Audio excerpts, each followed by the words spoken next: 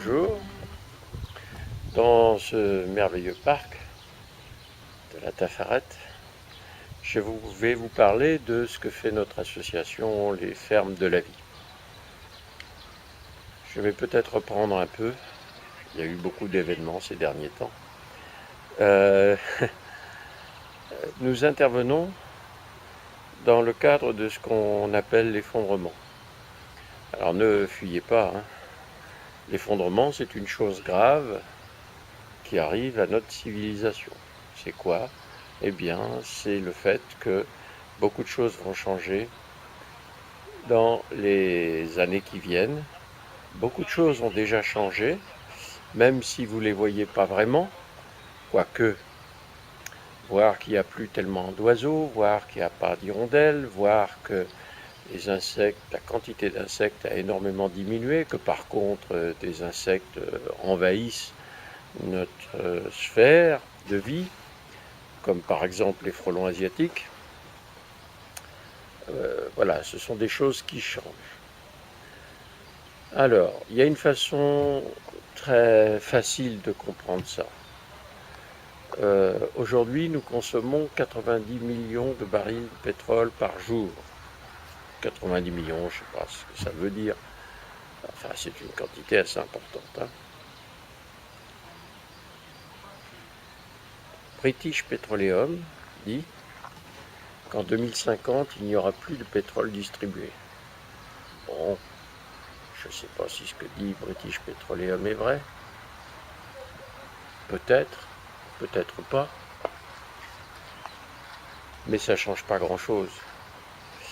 Vous tracez une courbe entre maintenant 90 millions de barils jour et 0 baril jour en 2050. Vous tracez une courbe un peu comme vous voulez, vous voyez, hein.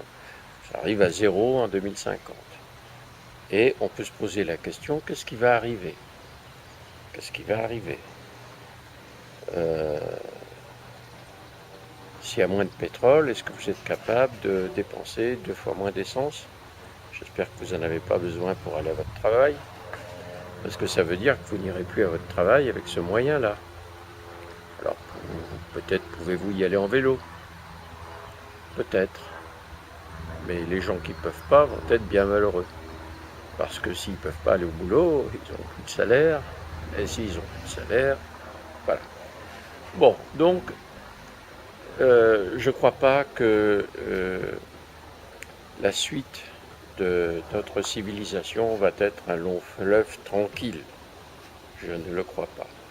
Je crois que les gilets jaunes, c'est le premier bouton de quelque chose de plus dramatique qui va nous arriver.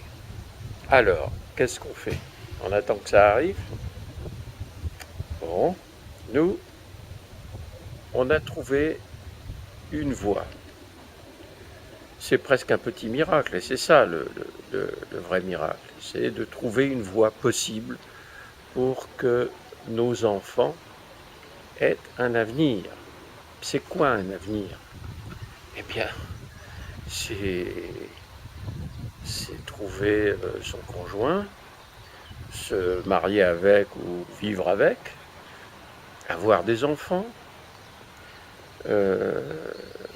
avoir un avenir, si ce n'est professionnel, du moins sentir que sa vie sert à quelque chose, vieillir tranquillement, à l'abri des besoins, à l'abri des violences. C'est ça un avenir, et c'est ce que je vous propose. Les fermes de la vie vous proposent cela. Alors, comment peut-on faire? Eh bien, c'est relativement facile. Comme son nom l'indique, on va parler de fermes. Alors, ce sont de toutes petites fermes, des fermes de 1 hectare. 1 hectare, c'est 100 mètres sur 100 mètres.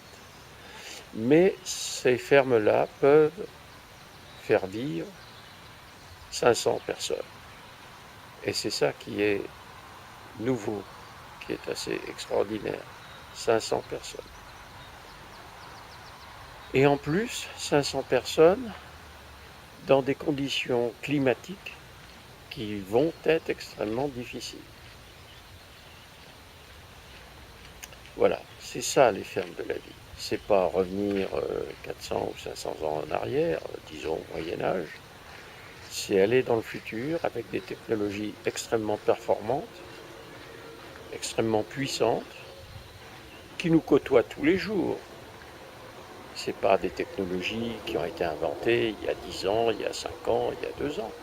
Il suffit de regarder vivre une forêt et voir ce qu'elle est capable de produire, sans tracteurs, sans herbicides, sans pesticides, sans engrais, sans labourage, voilà. Elle est capable de produire énormément.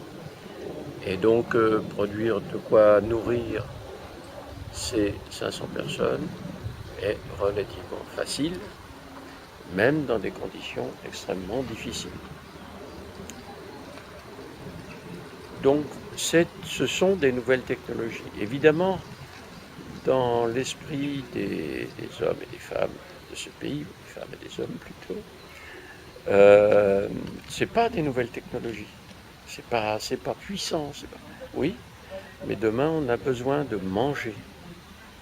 De manger. Demain, les gens riches, ce seront ceux qui pourront manger demain, qui pourront manger la semaine prochaine, qui pourront manger dans 1 mois, dans 6 mois et dans 1 an. C'est cela les gens riches.